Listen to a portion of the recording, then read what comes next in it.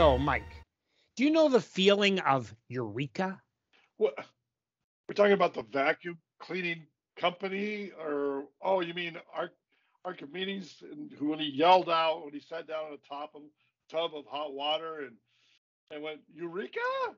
Yeah, It's his like, body displaced the same volume of water, and all of a sudden, he got it. He got it. It was like a split second, the light bulb went on in his mind.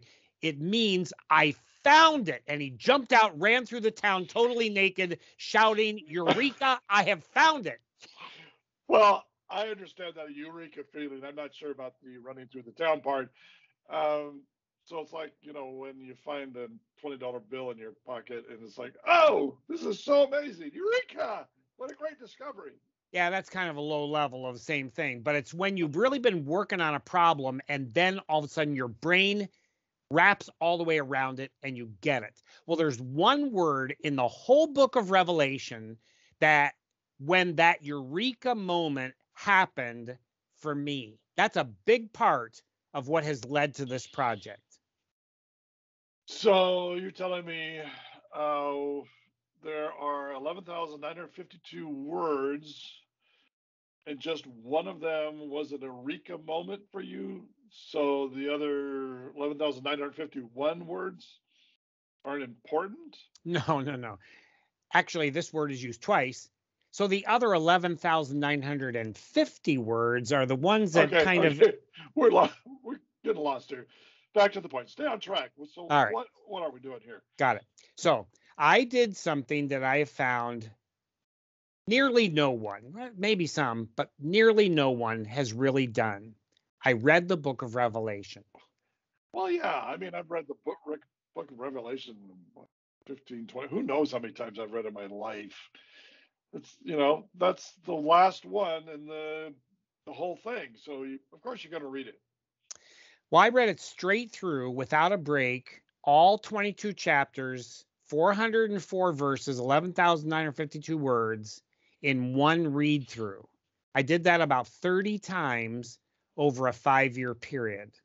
Okay, I mean, that seems a little odd, but knowing you, that's really not that odd. So what kind of turned the light bulb on the Eureka moment? Geganen. What? Geganen? Yeah, that's one of the hot words I use every day. In Revelation 16:17, there is a single word that is translated as a sentence. Nearly all the English versions say, a loud voice said, it is done, or something along those lines. It is finished. It has happened, something like that. So what's the problem with any of those? So I'm not seeing where the Eureka light bulb moment is here. Okay, so I read straight through in as many versions as I have in my library, maybe 11 or 12, something like that. And I also read it in Greek, which is complicated. Revelation is very advanced writing, nothing like the Gospel of John. That is really easy. Or the letters of John, they're easy Greek, kind of like 4th grade reading level. Revelation is college level. Gigantic vocabulary, complicated grammar, very complex thought structures. Okay, so we're talking collegiate level thinking and all of this. So one word out of 11,952 was. So I was reading chapter 16 and I got to that 17th verse and I read one word in there, geganen. All the English versions translate that one word as a sentence. It is done. But it's actually an exclamation. Done. So that's when the light bulb started to flicker over some obscure grammar in Greek? Really? No, not quite. I read that word, geganen, and I knew its structure. Stay with me here. It's a third person singular, perfect tense, passive voice indicative mood word. It translates, it is completely done, in that it has been done. It's a very complicated thought, but it's not a sentence. It's a loud cry, Geganen. Yeah, okay. I think I'm starting to see a little flicker in the light bulb here from something else I might know. But that's not it yet. I was sitting there wondering about that one word. I couldn't wrap my mind all the way around it. And a strange thought entered into my mind. Don't, don't set me up like that. Of course, a strange thought entered your mind. Good grief. One of the So it surprised Gospels, me. quoted Jesus as he was dying on the cross, saying, "It is finished." I'm just thinking about this. So I flipped through the 4 Gospels looking for that quote. So now more flicker in the light bulb? Close. I was reading the Gospel of John, chapter 19, verse 30 in Greek, and it says, when Jesus had received the drink of wine vinegar on the sponge, he said, "It is finished," bowed his head, and gave up his spirit. So now the light bulb is doing more than flickering. The Greek word in John 19:30 is a different word, tetelestai, but then the light bulb lit up bright.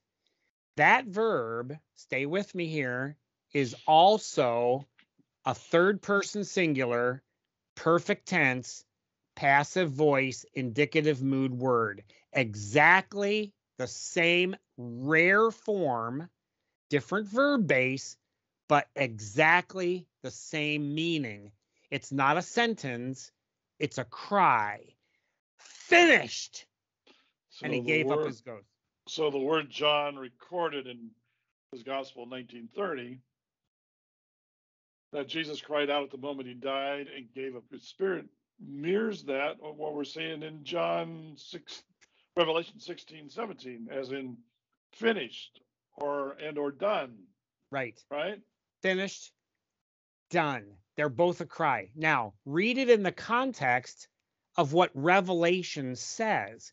Revelation 16:15, just in front of this, behold or look, I come like a thief. Ever heard that before? Oh, yeah. Blessed is the one who stays awake and remains clothed so as not to go naked and be shamefully exposed. Think about Jesus on the cross and here in Revelation. Then immediately after this verse, Revelation 16:18, then there came flashes of lightning, peals of thunder, and a severe earthquake. Same things Matthew recorded as happening at the time of Jesus' death on the cross. So what John is revealing about Jesus in Revelation 16 is the death of him on the cross. I can see where that's a pretty healthy light bulb moment, a Eureka moment. That's it. That was it. If in Revelation 12 we have Christmas Day, the Son is born, a firstborn, King of Kings and Lord of Lords will rule the nation. That's Christmas. And here in Revelation 16 is Good Friday, the death of Jesus on the cross, where he cries out, "Done," and gives up his spirit. That changes everything about how I was understanding the whole book of Revelation. Not the end of the world, not some end times event that's disconnected from everything else. I think Revelation also includes an Easter Sunday moment, an aha moment there, and Pentecost, but we're going to deal with those in other podcasts. Well, it's pretty obvious that these two words, one in the Gospel of John and the other Revelation, are not identical words. So how are we going to resolve that? Aha. A friend of mine is an Aramaic scholar. Jesus did not speak Greek, so the Greek vocabulary is not the issue. I contacted my friend and I said, is there a verb in Aramaic that Jesus spoke that would have this same form that could be translated by either Greek word finished or done? Tetelestai, geganen. And let me guess, there is. Right again. But the word geganen is also used one more time in Revelation 21, verse 6. The context is is Revelation 21, verses 5 through 7. John is bringing out the end of the drama with a vision of God Almighty seated on the throne, but God is also the Messiah Lamb who was slain, but is now alive. They're both on the throne, the Alpha and the Omega. And he says again, done. One word, same word, Geganen, spelled with a final alpha. Don't get all bent out about that. It's the same word, same form. You know, most of us are not going to be able to get all this stuff. It's kind of like way too complicated. I get that, but I give serious people more credit than just blowing them off. It does require some careful study and thinking, but this project, Experiencing Revelation, is designed to take what scholars can dig out of really deep minds and make it an enjoyable experience for everyone. Well, so you're going to be able to see how these pieces fit together with the experience of Revelation. Our launch date is still set for February 1st. It's just coming up quickly. Be able to see Experiencing Revelation. We will have a print on demand and an ebook that will come through Amazon, and an audio performance by professional actors as our audiobook on Audible. Really like this perspective, a totally new one on this amazing revelation of Jesus Christ. Now, we're not going to stop doing podcasts. We do these on Gripping Reality, and we now are located on Stitch and Spotify and Apple Play. So feel free to listen to them as you drive home, and I hope that you enjoy them. So we'll keep this project up, and then we'll fire it on up to the next level. So you will love this book of the Bible.